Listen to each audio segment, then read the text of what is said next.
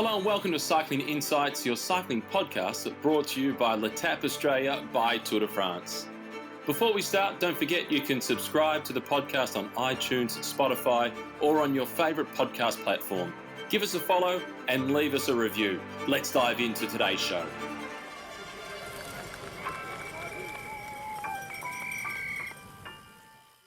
Hello and welcome to episode 9 of Cycling Insights presented by L'Etape Australia by Tour de France. Matthew Keenan with you, joined by quarantine Gerrans. Simon Gerrans in quarantine, returning to Australia for the first time in how many years to be a permanent resident in Australia? Well, hey, Matt, I haven't lived in Australia for 21 years now. So I feel like I'm going through the longest transit ever, being stuck in a hotel, still on the way home. And it kind of feels like I'm a bit of a prisoner as well. Every time you leave the room to go and get a bit of fresh air, you're escorted by the police. You're under police surveillance whenever you're outside of the room. And then you're escorted back to your room again by the police. So it is a very, very strange situation to be in.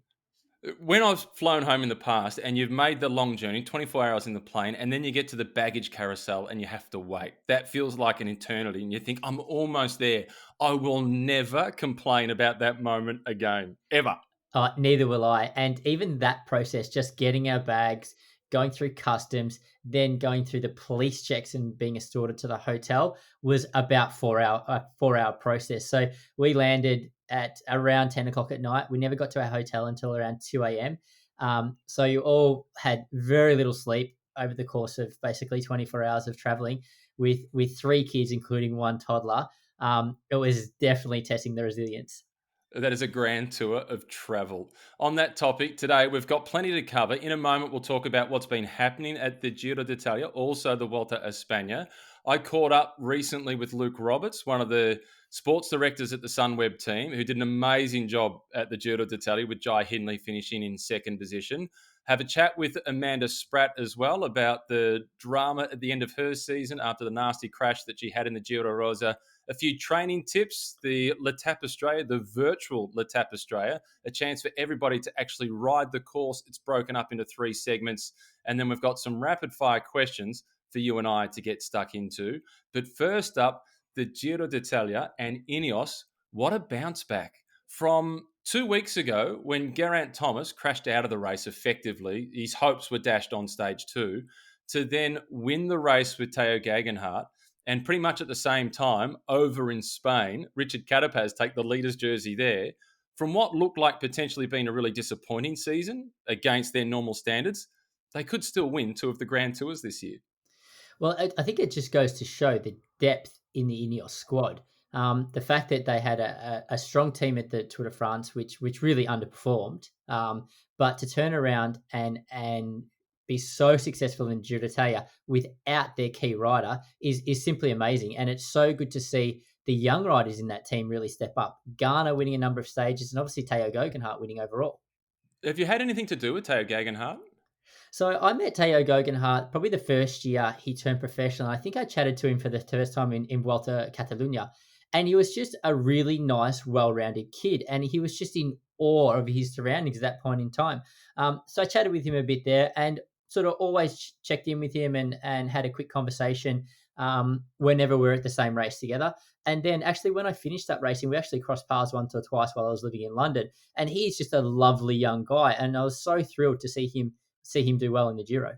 It's a really nice story. As much as with an Australian bias, I would love to have seen Jai Hindley win the race overall. I love the story, the fact that he went to the big press launch for Team Sky back in 2010. He did the People's Ride, so he had a chance to ride alongside the likes of Bradley Wiggins and Geraint Thomas because they were his hero. And that was the only team he ever wanted to ride for. He then gets a contract with that team, and now he wins the Giro when he went there to play a support role for Geraint Thomas. It is a fairy tale story.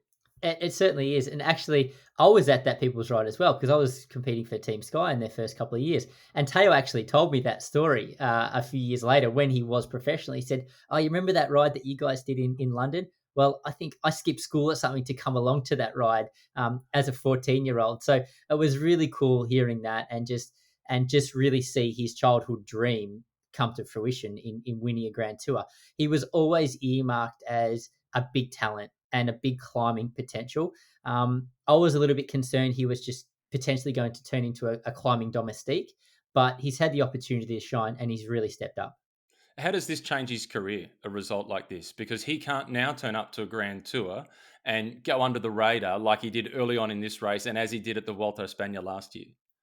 Well, I don't think he needs to go under the radar. He's shown he can go blow for blow with the absolute best bike riders in the world and mix it with the best climbers. So he's not a guy who has to take time in an opportunistic fashion anymore. He's as good as they get. So I think this will definitely change how everybody looks at Teo Guggenhardt, but ultimately it'll probably change the way he races. He's going to race with so much more confidence now. The whole team, I love the way they went about the race. It wasn't the traditional Sky Ineos in that they had a stranglehold on the race and they suffocated everybody to death. They won 7 stages, and one of the big highlights was Filippo Ganna. He was phenomenal. Sure, he won the time trial stages, but to win a road stage as well in his first ever Grand Tour, and all of a sudden have people talk about the new Miguel Indurain potentially. I mean, they are enormous shoes to fill, but I mean, he can climb, and clearly he's the number one time trials in the world right now. Filippo Ganna didn't just win those time trials, he dominated those time trials. He can completely smash the opposition there.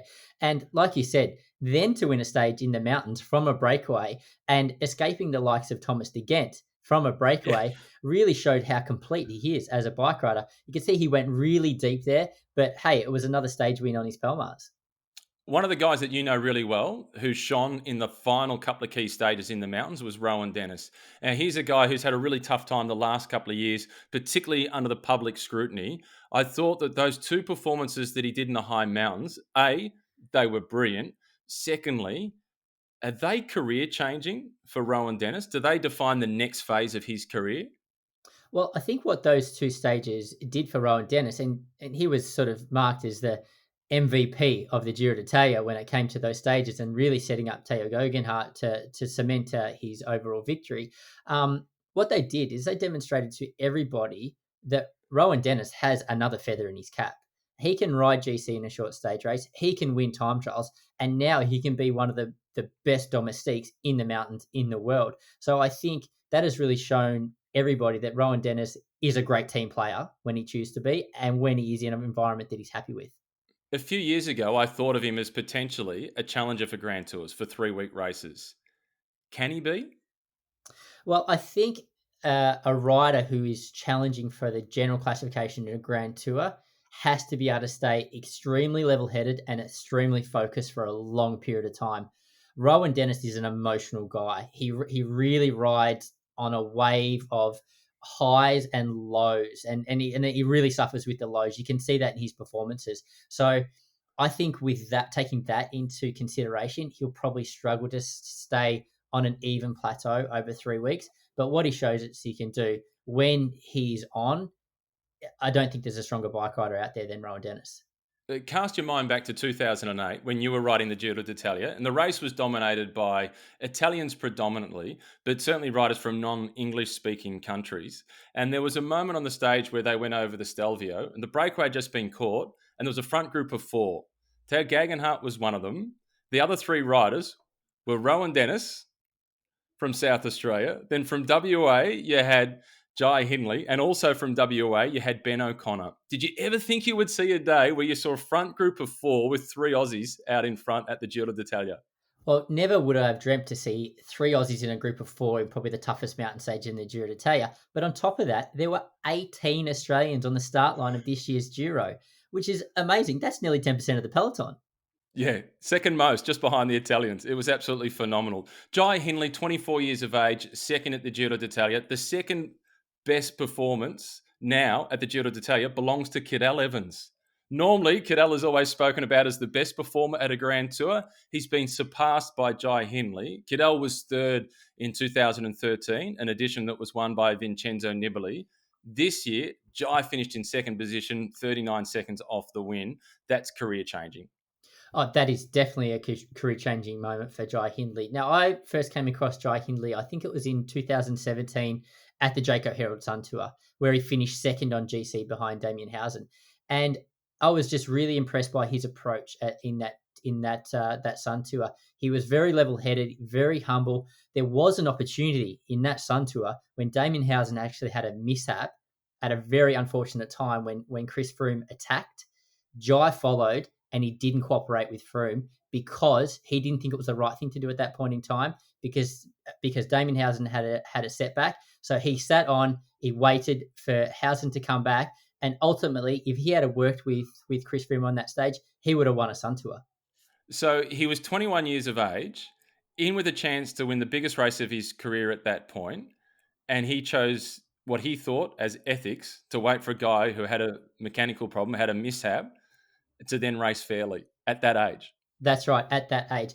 And after remembering that, when he was in a position in this year's Giro, when he was sitting second behind Wilco Kelderman, I was concerned that, hey, maybe he's too nice a guy. Maybe he's just going to wait with and continue to ride for Kelderman. So I'm really pleased that he was the stronger of the two, and he was able to follow Dennis and Guggenhardt when they went in the final couple of stages, and Kelderman got left behind because that was what he needed to really go past his teammate, I think.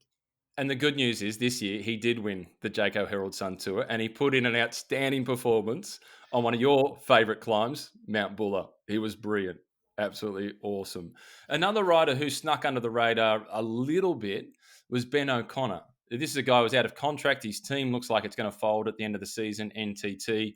He got second on one stage where he made a little bit of a mistake with a rush of blood in the last couple of kilometres, bounces back the next day, gets in the breakaway, another day in the mountains, and he wins. He's still just 24 years of age. He signed a 1-year contract at AG2R Le Mondial. Some people have thought, geez, 1 year, that's a little bit risky. I think if you're 24 and you've just done what he's done at the Giro d'Italia, given the market at the moment, a 1-year contract's probably a good thing for him.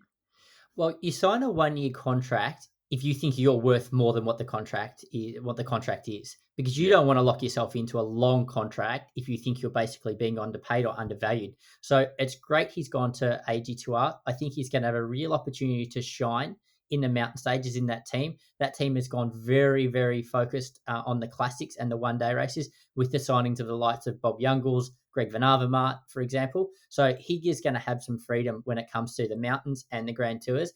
And again, I think he's just going to set himself up to shine in that environment.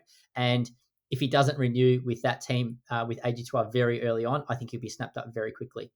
Yeah, I'm not sure whether he had the contract before the stage win or not, or what he'd shown in the Giro. But either way, I think it's a good partnership.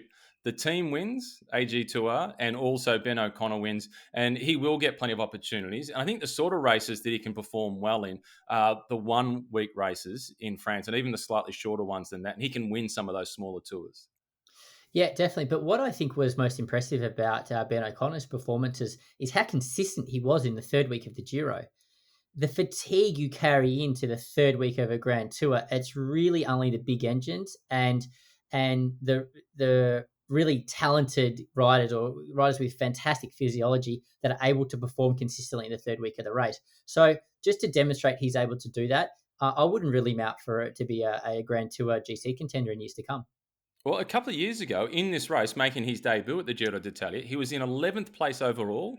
And I think it was on stage 18. He crashed and broke his collarbone and was out of the race in his first appearance at a Grand Tour. So he's got enormous talent. And he was pretty late to the sport as well. So he's still learning quite a few tactical nuances of the sport. You made a point there about the age of him and getting through to the third week.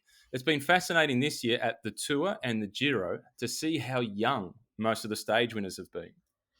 Yeah, in the Tour de France this year, obviously we were both following it extremely closely. I think the average age winner of a Tour de France stage was something like 26. And I think generally that's more like 29. So it was a very young group of riders winning at the Tour de France. I think it was the same at the Giro d'Italia. If it wasn't 26, it maybe was 27 as an average age maximum.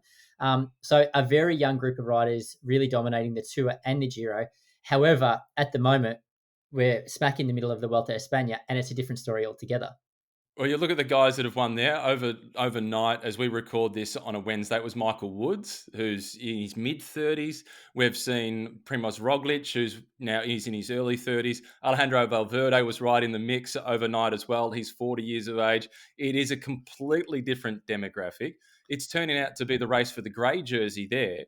Whereas to win the Giro or to win the Tour, you had to win the white jersey. It was the race of the under-25s. Yeah, I think the difference is with the Vuelta. The endurance is really starting to kick in for so many of these guys. It's not their first Grand Tour of the season for a lot of these riders, and the seasoned professionals, the ones that have that sort of bigger base of endurance, I think are starting to come to the fore, and the freshness has really gone out of everybody's legs in this short, intense season. Yeah, it's been a really tough season. One guy who's ending the season really well, an Aussie who didn't get many headlines, who I was really impressed with, particularly in the first 10 stages. And then in the final stage, he finished fifth in the individual time trial, Miles Scottson. For a little while, Miles looked to me from the outside as if he was a little lost, wasn't sure what his role was in the professional peloton. And now at Groupama FDJ, he's got a clear role as part of that lead out train for Arnaud Demar. So he's got some definition as to what he needs to do each day. He's got some real purpose, and I thought he was fantastic throughout this year's Giro. Well, he was consistent as well to finish top 10 in the opening TT and then again fifth in the final time trial. It shows us that he got through the Giro d'Italia in really good shape. And Miles Scottson and I were teammates in 2018, so I got to know Miles reasonably well. And he's a guy that needs direction, needs structure, needs very clear direction in what he has to do or what's expected of him in the race. When he has that clear direction, he is a great teammate, a great performer, and it's really good to see him stepping up in Groupama for FDJ. It looked like he responded really well to Giacomo Guarneri, who's the last lead-out man for Arnaud Demar, and Demar won 4 stages. And I saw those two together at the Tour Down Under at a function that they did. And the Italian has got huge amount of personality, and it seemed as if everybody in the team really gravitated towards him. And I think that he is giving Miles Scott some confidence out on the road. Yeah, it wouldn't surprise me, and I think the fact that they're it's probably two foreigners in a very French team, they probably stick together a little bit. I wouldn't be surprised if they room together. So it's great to hear that they're getting along, and Miles is picking quite up quite a lot up from him. So the team that really shone from an Australian perspective with the Sunweb team, Luke Roberts is a guy who your careers kind of run slightly in parallel, although Luke was juggling the track and the road. Luke has done an amazing job as a sports director, to be fair to say, yeah? Luke has done an incredible job as a sports director. So you're right. Luke and I raced against each other a bit throughout our careers. I think both of our first appearances at the Tour de France was in 2005. He was part of the CSC team. I was racing for AG2R back then. So our careers really went in parallel. He's a little bit older than me, so he stepped away from the sport a few years before I did. But he has got an incredible Palmares as a rider, but I think his Palmares as a director sportif is even better. It includes being the sports director for Tom Dumoulin when he won the Giro d'Italia. He was the guy behind the steering wheel for Sunweb when Michael Matthews won the green jersey and Warren Barguil won the King of the Mountains classification at the Tour de France. And this year, he was calling the shots for Jai Hindley when he finished second at the Giro d'Italia. And let's not forget, they had Wilco Kelderman in third. And I caught up with Luke Roberts yesterday. Here he is. Well, Luke Roberts, 2020 has been extraordinary in a lot of respects, but for Sunweb, what an amazing year. Yeah, it has been a fantastic year. I think the Tour de France there, targeting the stage victories, the successes we've had during that, the motivation that's given the rest of the team. In the races after that, the one-day races, the successes there of Mark Hershey, Flèche Wallonne, Liège. And we had another group building up towards the Giro, gone in there very motivated, knew they were well prepared, and come away from the Giro with also quite some success. Quite some success. That is an understatement. Before we get to the Giro, obviously we want to have a good chat about Jai Hindley and his brilliant performance. How would you describe the philosophy of your team? Because there's most of the races that you turn up to, you have the youngest team on the start line. Yeah, I mean, I guess we pride ourselves on getting the most out of our riders and developing riders. We've taken quite some riders from our own development team into the World Tour team. We search for young talent and we try to get the best out of them. Jai included, among those guys. Chris Hamilton, for example, really also a good progression there. And I think that's something we pride ourselves on, and it's seems to show in the results. All right, it's fair to say it is definitely working. The tour was brilliant. the standout performance was Mark Hirschi. He was, in many respects, the revelation of the race. I think those of us really close to cycling knew of his talent, and that was confirmation. But for people that follow it just in a passing manner, he was the one that was the standout of, oh my God, where did this guy come from? Yeah, yeah, certainly his breakthrough there. But I think this season has been a strange season, and a lot of young riders have been able to have a breakthrough performance in it. I think from our guys during the lockdown period, if you put it that, or the break in the season there, we've actually continued to work quite hard. We had video meetings each week with particular groups of riders, a sprint group, video analysis of sprints, discussing sprint tactics, a group of GC riders, and a group of classic riders, meeting each week, and then for around 1 hour, 1.5 hours, actually talking about bike racing during that period. I think our trainers have done a great job as well, to just keep the guys calm. We put a focus on a restart in August, set the guys back to a base training mode throughout the lockdown period, and kept them away from doing any crazy stuff, too many 300-kilometer bike rides or 8 hours on indoor trainers and things like that. We just tried to keep the guys calm, keep them focused on the restart, and just a normal base training build up towards a intensive training period before the season kicked off again. And it So seemed this year, to it definitely, Luke, it worked. The results sheet shows that it worked. How do you describe your role, and what was the group of riders that you worked most closely with this year? I took the lead with the sprint group, so I had 7 riders, and then a couple of riders from the classic group that would come over for important meetings if I thought it was necessary.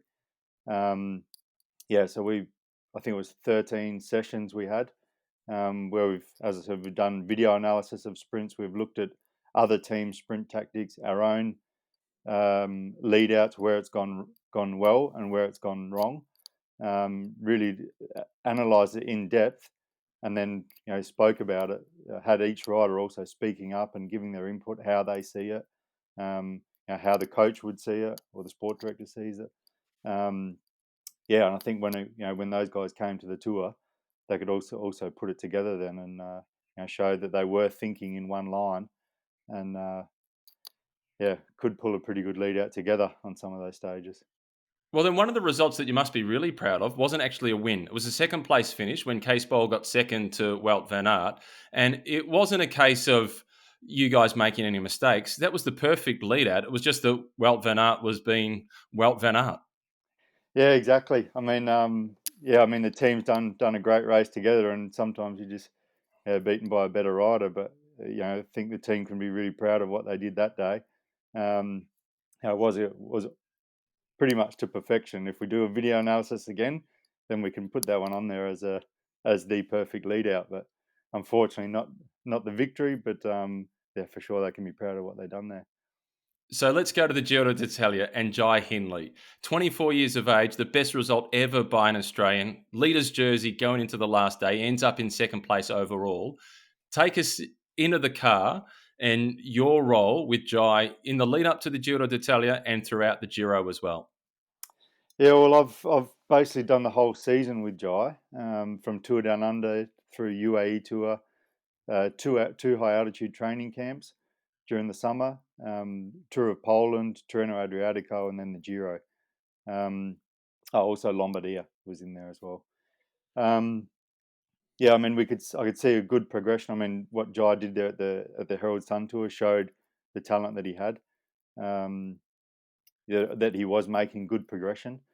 Then once after the lockdown period and the build up at the altitude camps, we could see in his numbers there that he was, he could be right up there with the best GC contenders in the Giro, when that progression would continue.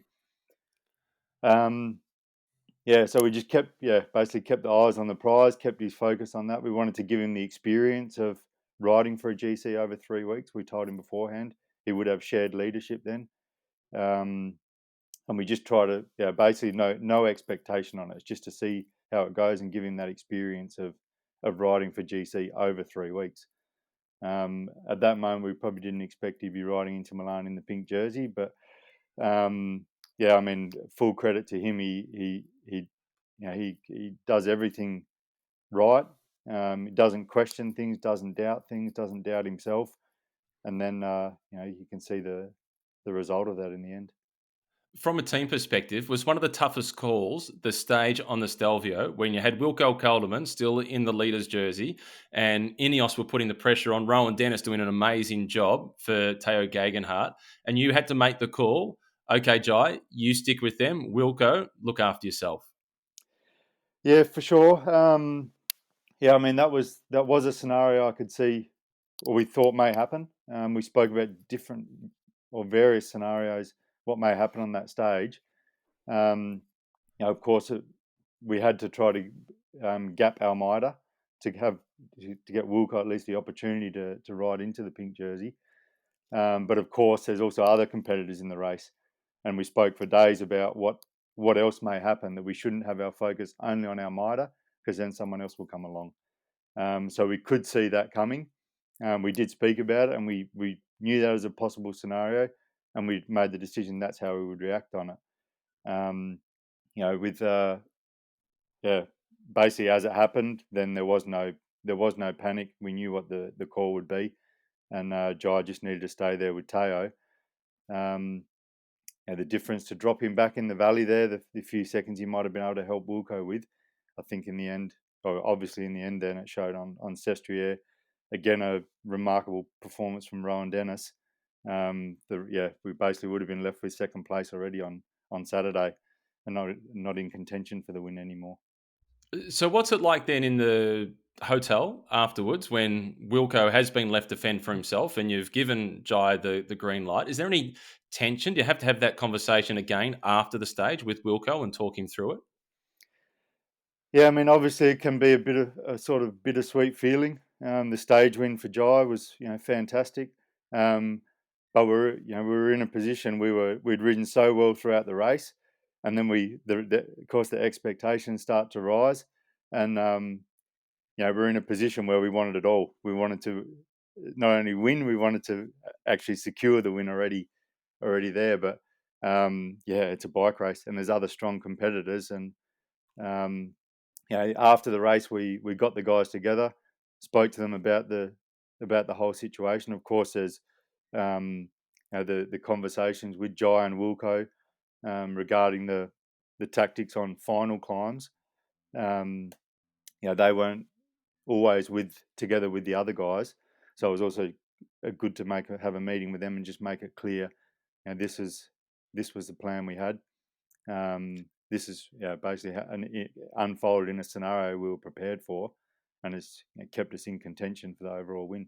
Yeah, so. Is it hard to keep them away from the distractions of the media? Because obviously the Dutch are saying, why didn't Sunweb send Jai back to support Wilco Kelderman? And then there's those of us in the Australian media saying, well, Jai spent so much energy late in the second week working for Wilco that he could have used in the third week. And you've got to keep those guys away from people like me. Yeah, exactly. I mean, I think in hindsight, we didn't put a foot wrong. We did the best we could with what we had, and in the end, there was basically Rowan Dennis has turned the race upside down on us. So It's Rowan's fault. pretty much single-handedly, Rowan has ended the chance for us to win. But no, I mean, obviously everyone has an opinion. It was important that's why we find it important to prepare the guys for different scenarios and already speak about how we will react on it. And obviously there's a lot of emotions going on there, and then they will be affected by the media. But I think deep down both Wilco and Jai know what we did was the best we could. That was the best we could make out of it. Of course, we would like to have won, but I mean, we were going to the Giro, maybe hoping for a top 5 on the GC, and we put 2 guys on the podium. So they can also be really proud of. And I think that's not only a credit to the performance of those 2 guys, but the rest of the guys in the team, the way they've ridden the whole 3 weeks. I think we didn't put a foot wrong in that the entire time. Ridden well as a team, ridden ridden in good position, right up the front when it was necessary. Able to ride together, stick together, and those moments where you can save energy riding forward, they were always there. And that paid off when we there was a lot of days I had to hold them back. They wanted to race, they wanted to go for it, and I said, today's not the day. We wait, and then the first day we said, okay, guys, now we go. It was the Biancavallo stage, and then then they're all eager to show what they could do. So. Fantastic. So next year, there are some big changes. You've now had Jai finish in second place at the Giro d'Italia. Wilco Kelderman leaves the team. You've got Romain Bardet, though, coming into the team, which for you guys is not a normal scenario in terms of the age demographic. He's not 21 years of age. He's over 30, which is a rarity for you guys. He's been second at the Tour. He's been third at the Tour. How does he fit into the team? What role does he play with a guy like Jai Hindley? Yeah, I mean, obviously, Bardet is going to strengthen the GC group we have. It's we had once with the departure of Tom Dumoulin, then we sort of took a step back, perhaps there to take a look to the development of the younger riders, make it a development project over a couple of years, then to come back into to be a GC contending team in the Grand Tours. Our focus went more to the sprints and the classics over the last 2 years.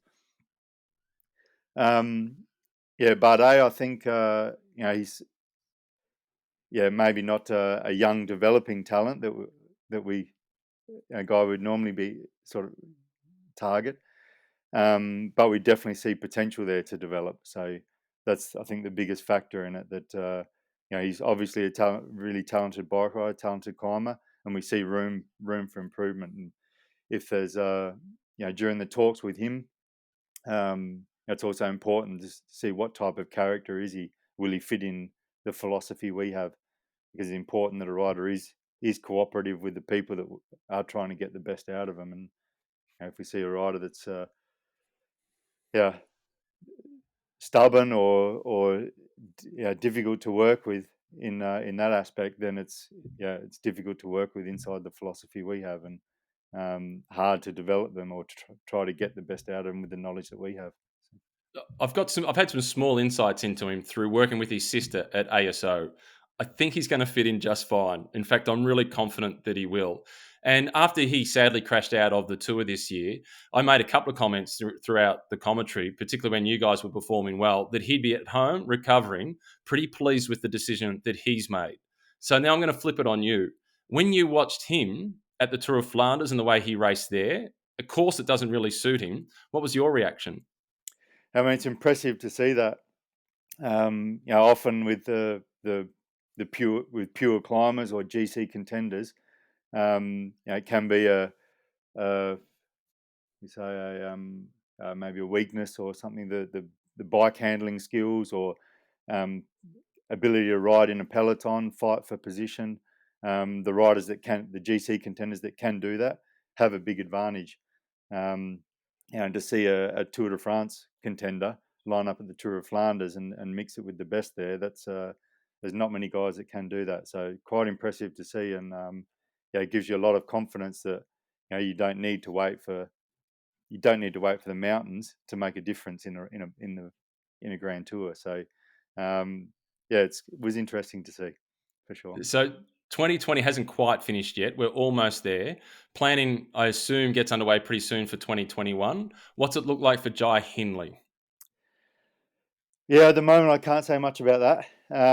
Obviously his performance throughout the end of this season has shown he'll be up there with our best GC contenders. We'll have to look at the parcours of the Grand Tours for next year, decide where we go with our GC ambitions and where we go chasing stages. So obviously that the decision there will basically can have big influence on Jai's program for next year. So we'll watch really closely for the course announcements for the Giro, the Tour and the Vuelta for next season. And then we'll watch the social media pages for Sunweb to see what's happening with Jai for next year. So before we let you go, we need to get a word then on each of the other Aussies on the team, because Sunweb, although it's German registered, it was Dutch started, it feels very Australian. With you as one of the sports directors, you've got Brian Stevens back of house as well. Let's go through the other Aussies. Expectations for Rob Power. Yeah, Rob's currently at the Vuelta. Also, he was at the second altitude camp I did with the Giro riders. He was on the reserve list for the Giro. In the end, he's now at the Vuelta, showing he's in great shape there. Also up there, basically we're targeting stage results there at the Vuelta, and the legs Rob's shown, then I think he can pick up some good results during those weeks there. For the moment, he's not under contract next year with the team. Still not complete, not off the cards completely, but at the moment he doesn't have a contract. We have the departure of Michael. Yeah. Back to Mitchelton. Some great years with him. It was a pleasure working with him, and if I look above the desk here, the green jersey from the Tour de France 2017 was probably going to be one of the highlights of his career, and a great achievement that we've made together there. Would have been awesome to be a part of. What about another Michael? What about Michael Storer? He's one of the shyest, most humble guys ever, but he's got a huge motor. Yeah, I mean, Michael Storer, a bit of a quiet achiever. I mean, he's incredibly strong rider, and a guy we can use in many different ways in a support role. And what he's also currently at the Vuelta. It's a guy that again was a developing talent, going in a good way with him. Can strengthen, strong on the climbs. We can also use him as a solid support rider throughout the Grand Tours, and he will be continuing with the team next year. He and Jai grew up together racing in WA. It would have been tough to win a junior state title against one of those two guys. Yeah, for sure. Yep. Yeah. Two very, very handy bike riders. And what about the guy I like to call the Hurricane, Chris Hamilton? Yep, Hurricane Hamo. Again, the development of him is also going in a great way. He's we'd been speaking about the potential he had over the last couple of years, that we want to see him develop him to be climbing with the top 20, top 15 in a Grand Tour. Steady progression has been going well, and what we're seeing this Giro, when we really needed him, he's ridden most GC contenders out of his wheel, and he was still on the front with Jai Wilco in the wheel, and I think only 3 other guys at that moment, so 3 or 4 other guys. So shown what he's done at the Giro this year was another step up for him. Will give him great confidence that his development is going in a good way, and will also be a crucial guy for us to keep in our bid for more GC results in the future. What I do know is the guys that are with you at Sunweb, I know they're in really good hands. You've done an amazing job this year to support Jai Hindley to get that result. The best performance by an Aussie ever at the Giro d'Italia, finishing in second position, and you've played a huge role in it. Luke, thanks for your time and congratulations. No worries, Matt. Thank you. That was Luke Roberts. Simon, the Sunweb team, they have this uncanny ability to get the best out of young riders, but they seem to lose them by the time they hit around about 25. Well, I wonder if they lose riders when they get to that point, because they were always known as a reasonably modest budget. So as they developed these riders and really developed them into superstars of the sport, they probably quite simply couldn't afford to keep them anymore. So they have a very young team, and they've proven to be outstanding at developing talent. But you look at the last 2 Grand Tours that we've seen this year, the way they dominated stage performances in the Tour de France, and they've obviously turned their hand to the general classification in the Giro and finished with 2 guys on the podium. So they have to be, for me, the most impressive team when it comes to the Grand Tours so far this year. I think they've definitely got the best return on investment. As you've alluded to, they've got a reasonably small budget up against the results that they get. And I'm fascinated to see what happens next year when Romain Bardet arrives on that team. Yeah, I think Romain Bardet is going to be a clear leader when it comes to the GC. I'm not sure if he's going to get a full team of support because I think they have a lot of young, ambitious riders in that team who will want to go for stages, who will want to go for their own results.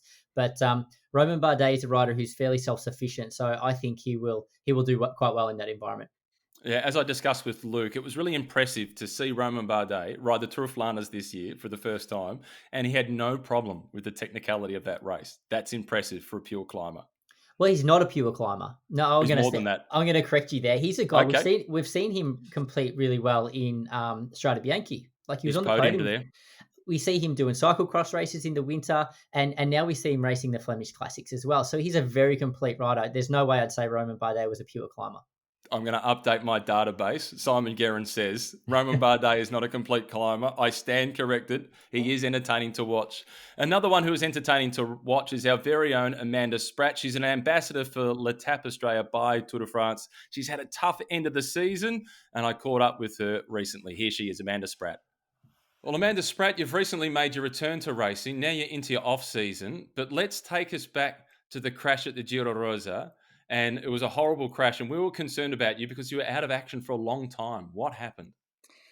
Yeah, it was stage 7 of our Giro Rosa, and it was sort of, I guess, it all ended in somewhat of a nightmare. We were in the lead with Annemiek, coming into with less than a kilometre to go, and yeah, there was just, we're in Naples, a lot of holes on the road, and someone hit a pothole, and it was just a ricochet effect and a huge crash. So both Annemiek and I crashed really heavily, both taken off in the same ambulance to a Naples hospital, which was a little bit of an event in itself. Some COVID cases at hospitals and trying to negotiate that. But anyway, yeah, I ended up with quite a heavy concussion. And also I tore a muscle in the back of my shoulder, just a small tear, the subscapularis muscle. But it's just in an annoying spot, so it was actually giving me a lot of pain and still is now. But yeah, I guess with the concussion, that ruled me out of the Worlds and kept me out for quite a while. I had a lot of symptoms, so trying to rest as well as I could, which isn't always easy for an athlete to do. Yeah, and I mean, it was devastating to miss the Worlds and the Ardennes. That was sort of my really big focus for the year, and I was pretty confident actually that I was on track to really perform in those one-day races. So it was really hard to miss that, but I am really happy that I got back and got one race in. I can imagine your response to when you were told, okay, what you need to do to recover from this is rest. And your response, I'm just imagining, okay, how many reps is that? Somewhat like that. It was. I would hate to be my coach in this situation or anyone working with me. It was like, yeah, trying to get on the ergo and you get told, okay, 30 minutes, and it's like, oh, it's not even, what should I put Nix on for 30 minutes? And it's just, that frustrating moment. And also, I guess with a concussion, you're not quite sure. It's sort of day by day, and you might wake up and be good, and the next day you're not good, and yeah, people try to make you feel better and say, oh yeah, I also don't go well on the concussion test, yeah, I guess I was just lucky that I did have a baseline test, so I knew it was baseline for me, and then just tried to improve from there. But yeah, it was a slow. It felt like a slow road. Given what we now know about the long-term effects of concussion, you must be really pleased with how it was handled and the fact that they did stop you from racing. Yeah, definitely. I think we know there's so much research now about the ongoing effects of concussion, and especially when you have had some previously, which I have. And I'm just really grateful to the team. We had Doc Baines, our team doctor there, and he was also our Australian team doctor for the Worlds as well. So I mean, I also said to him, like, look, like, I can't make a non-emotional decision about this. If you ask me, I'm definitely going to race every race. So I kind of needed to step back and let that decision almost be made for me, because at that point I was racing no matter what. And I was only I couldn't have a long-term view.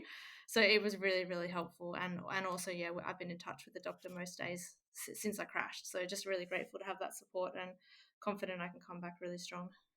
And when you did come back, you chose a nice, safe, casual race across the narrow roads, wet cobblestones of the Ronde van Vlaanderen. Could you have picked a more challenging, more dangerous race to return in? Would have been boring if I picked a safe race, yeah. No, I admit that I was definitely questioning my sanity as we were, hurtling down towards the first cobbled sector, and it was getting crazy and hectic, and I was backing out a few times. But the more I got into the race, the more I just loved it and loved being back with the team. And I think for me, the most important thing was to get back with the team this season and finish on a good note. And it was really motivating as well, being at home and seeing how well someone like Grace was stepping up, and also Roy. And I knew they were both really targeting this race. So it was really important for me actually to come back and try to just give everything I had for them. So I'm happy that I could do that. Before we get to them, for you, how important was it for you to actually end the season having raced, as opposed to ending the season on a crash and then having a big break and trying to get back into action in 2021? Yeah, really important as well. And I think we originally planned that hopefully Amstel could be my first race, and of course that was cancelled. So then it was Flanders as the one and only sort of race before I did have a break. But yeah, it's just really important to finish on that positive note. And I mean, yeah, my heart also wanted to keep racing and do the Volta, but my head said, okay, it's, I still have, quite a few issues with the shoulder. So I guess in the end, rest is the only thing. So we decided to call it after Flanders. But yeah, that was important. So, what do you like as a cycling spectator? Because no doubt you were watching the great performances of Grace Brown and Sarah Roy in particular, who had a lot of responsibility to step up in the absence of yourself and Annemiek van Vleuten. Yeah, I just wish I was racing. I'm more nervous. I'm biting my nails. It's like I'm yelling at the computer. I'm cheering. I'm getting emotional, especially watching Grace. I think in Liège. I mean, I know that's my favorite race, and just seeing what she did there, and the confidence I think that she's developed, even in just the last month, seeing her from Giro progress through what she did in Flesh for Lucy. Second in Liège, almost winning it, and then winning at Brabant's Pill. It was just like this massive progression. And for me, that was really cool to see. And also, I mean, Grace wasn't even on the original start list for those Ardennes races. She was a reserve. So she kind of got the call in, and she didn't get much of a break at all during this whole racing block, but she just kept stepping up and up and up. And that was really cool to see. That is the best reserve of the season. Second at Liège and then the win in Brabant's Appeal. It was fantastic. It's a breakout. It feels to me like she's gone to the next level. And come 2021, she'll be one of the key leaders for the team. Yeah, definitely. And I think we have all known how strong she is, but I think a lot of the time, in the team, she's been in a role where she might have been used up earlier, or had a different role in the team. But what's been really great and maybe almost a blessing is that I wasn't racing and Annemiek couldn't do some of those races. So it really was an opportunity for her to step up. And also Sarah Roy's been in great form as well. And I feel like, I really wish I had hoped for her that Paris-Roubaix could go ahead, because I think she's just getting better and better and better. And that was her sort of really, really big goal. But I think, looking towards next year, it's really, really exciting to see what we can all do together. I really felt for Sarah at Ghent-Wevelgem when she finished in 4th position. The great Olympic rower James Tompkins, he's got a theory. You always want to finish with an odd number as opposed to an even number, because if it's an odd number, you're first, you might have won it. But second, you were close and you could have won. Third, well, you've got a medal, you're on the podium, but you weren't quite good enough to win it. Fourth, an even number, you've just missed out on the podium. And that was Sarah Roy. She's just missed out on the podium. Yeah, I'm going to have to use that one again, I think. It's quite true. And I think, Roy's the first one to beat herself up about that and be really disappointed. I think we all really believe in her, and we saw what she did this year and what she can do next year as well. So I think it's just really exciting actually to be a part of, and to, be developing with this really strong group now. The big changes next year. Annemiek van Vleuten is leaving the team. She's been the linchpin, really, of the team since she's been at the squad. How big of an influence has she been on you and the team? Yeah, I think a huge influence. I think, we speak a lot about next year and being excited about the opportunities, but I think, I really have to acknowledge how much Annemiek has done for the team, and also for me personally. I think I've had my best years racing alongside her, and I have really learned a lot about what it means to be the best in the world, and what it takes, what goes into that. And I've seen that firsthand. I've ridden with her. I've been at training camps with her. So I think just she has really helped a lot of us to improve and rise up. So I think we're all looking forward now to using everything we've learned against her next year when she's on Movistar. Brilliant. I spoke with Jessica Allen recently about her, and she said she often got nervous listening to Annemiek talk about her race strategy when she was doing pre-race interviews, because often her pre-race interview would be, we're going to start really hard and then we're going to go full gas in the middle and then maximum at the finish. Yeah, and normally, like, when Annemiek says just hard at the start, that's everyone else's maximum. So it's like trying to temper that out. But you just smile and nod and say, "Yep, all good." And that's when you're Yeah. just happy that she's your teammate. So yeah, no, I think next year's actually going to be really exciting. Yeah, I think there are a lot of top riders across a lot of the teams now. So I think it's only going to keep getting more exciting. And another big change for the team next year, you won't be riding the Scott bikes, you'll be on Bianchi bikes, which it's one of the most historic and famous brands in the world. Yeah, no, I'm actually excited. It's almost like going full circle for me. My first years in Europe, I was with the national team and we were racing on Bianchis then. So it's almost, yeah, coming back around and racing on them again. So I'm excited. I think they've developed a lot in the last years, and certainly they've been with Jumbo Visma and doing a lot of research and technology to create a better bike. And I think we're just coming in at that point where the bike's there and it's in the market. And yeah, I've seen what it looks like. Yeah, all the reviews have been fantastic. So excitement from here. And plus, it's got cool history. It's the bike that was ridden by Fausto Coppi and Gino Bartoli, now ridden by Amanda Spratt for the whatever the team is going to be Yeah. called next year. What more could you want? So it's Yeah, already a winner in exactly. my eyes. Absolutely. So, what's the off season look like now? A little different to normal. There's no exotic vacations to Greece or the sun somewhere with the COVID restrictions, but it's looking likely that I will be staying in Europe. If the TDU or Cadels are going ahead, then I'll come to Australia. But otherwise, yeah, it's probably looking like a European winter. I was just googling yesterday how to ride in extreme winter, so it'll be Indoors. like yeah, maybe indoors or get some really good toe warmers. So yeah, different experience, Well, but I'm looking forward to it. it's fair to say 2020 has been a really challenging year. You've earned the break. Spratty, enjoy the off season. Thanks, Matt. Simon, you've been in a position where you've come back from injuries in the past. That returning to racing for Amanda Spratt, her first race back after a head injury at the Giro Rosa was the Tour of Flanders. What a race to come back in. Well, if you're a little bit wheel shy, as you often are after a big crash, Tour de Flanders would be a tough race to start back with because Tour de Flanders is a very intense race. You have to take a lot of risk to hold good position to get to the front at those critical moments. So I'm sure Amanda would have been a little bit apprehensive at certain moments in that race. No doubt she was. For those of us who are going to be doing L'Etape Australia next year, it's on from the 19th, 20th of March. There's an opportunity already to do the virtual L'Etape, which is November 14 through to 19. The actual course in Kiama is broken down into 3 stages. You get a chance to really ride each of the major climbs. And Simon, it's on the full gas platform. We've seen Cycling Australia use this for the national team to prepare for World Championships and Olympic Games. I'm not sure whether you've had the opportunity to do simulated rides from courses that you're unable to get to, but I certainly know that the Australian team for the Olympics in Tokyo, particularly for the time trial with the likes of Rowan Dennis, have made the most of doing virtual training on the real course. There's a huge benefit in that.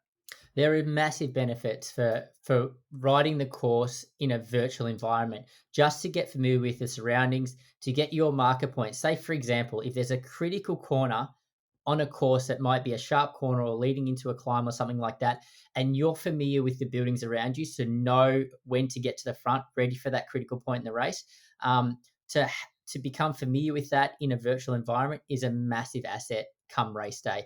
As far as L'Etape Australia goes, I think what it's able everybody to do is just give everybody a little taste of what it's going to be like riding around Kiama. I've had the chance to actually go out there and ride those climbs, and unfortunately, I rode them with Amanda Spratt. I think I'd rather ride them on my own in the garage in the virtual world, so as I can just suffer in silence and by myself. Well, I much prefer to be out there on the road because there's no beautifuler place to ride, I think, in Australia than that area. And it's so good that we have the full gas platform that has the footage of those roads and the climbs to give everybody a taste of what they're going to look forward to in March. So visit the website, letapeaustralia.com. There's all the details that you need for the virtual L'Etape Australia by Tour de France. And of course, make sure you do register for L'Etape Australia by Tour de France, which is on next year, 19th and 20th of March. It's in Kiama. Simon Gerrans and myself, Matt Keenan, we're both going to be there.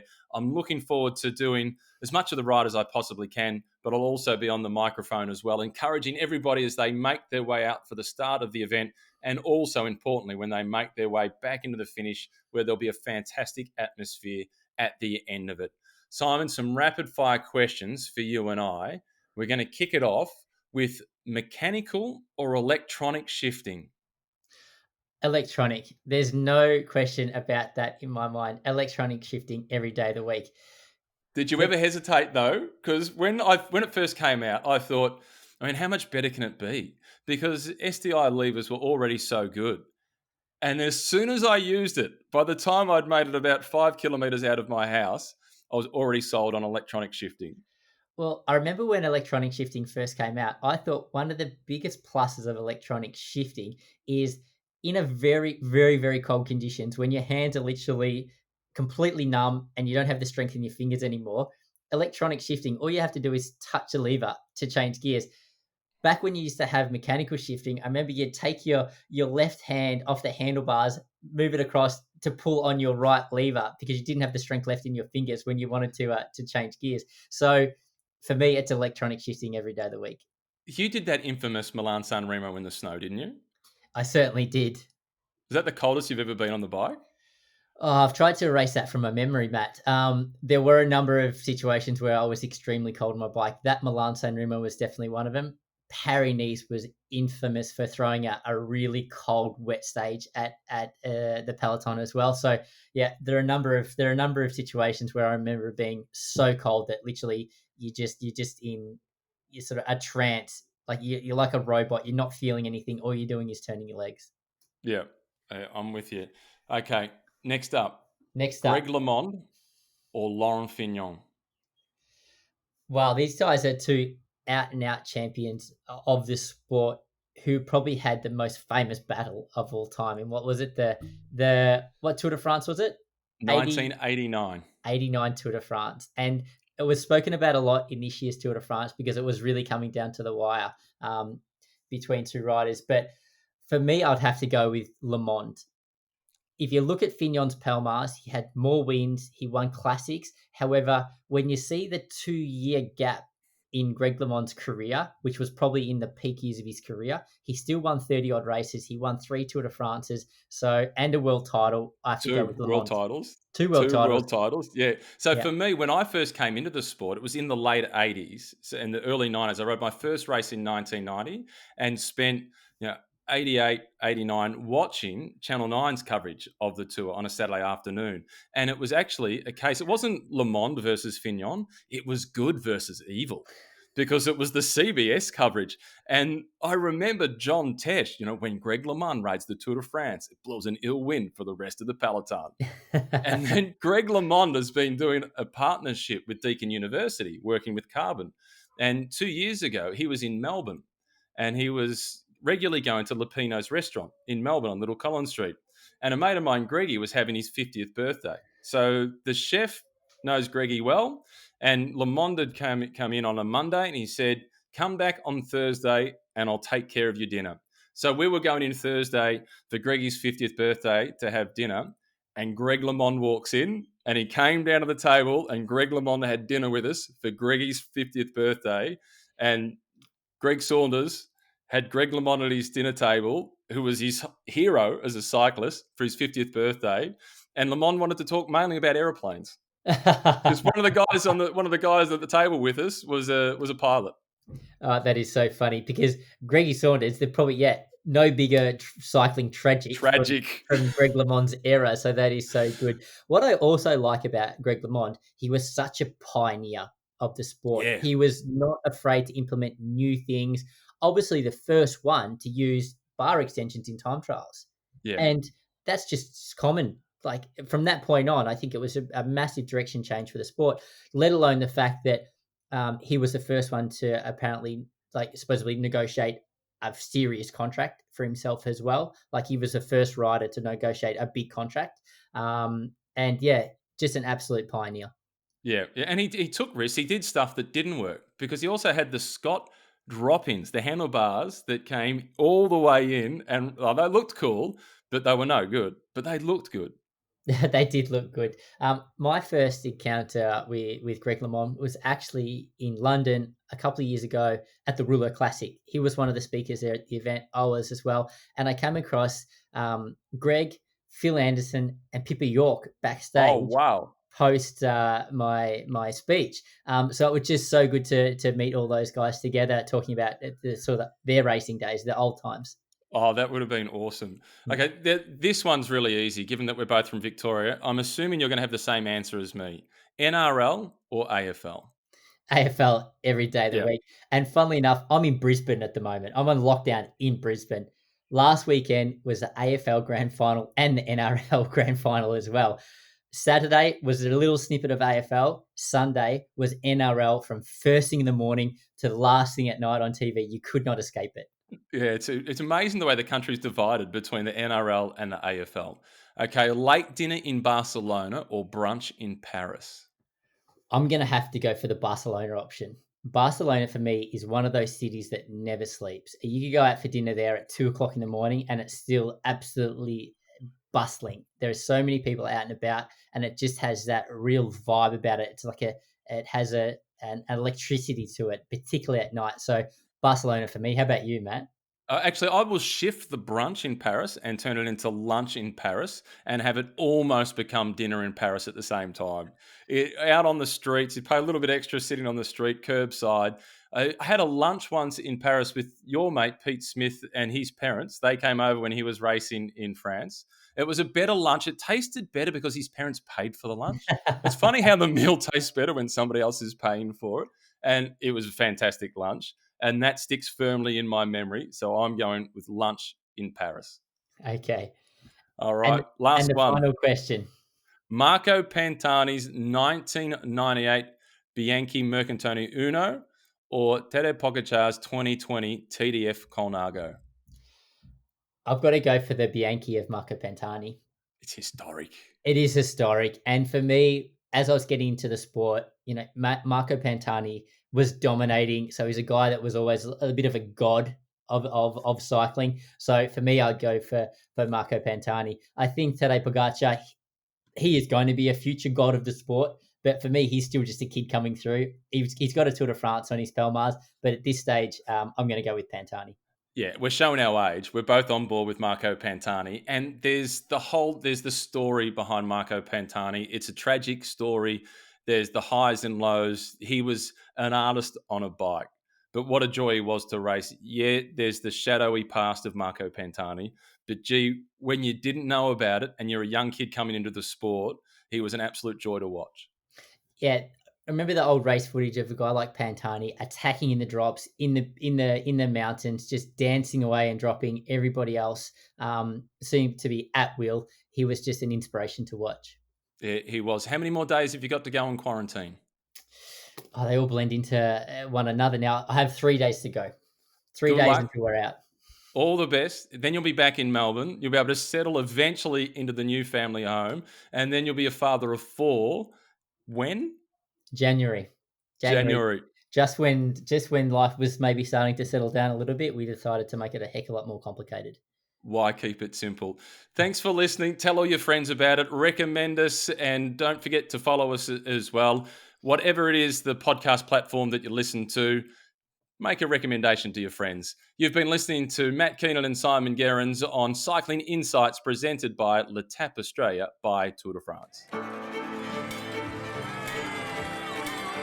Thanks for listening to Cycling Insights brought to you by L'Etape Australia by Tour de France. To learn more about the event or to register, visit letapeaustralia.com. It's LETAPE Australia.com. letapeaustralia.com. We'll see you on the road.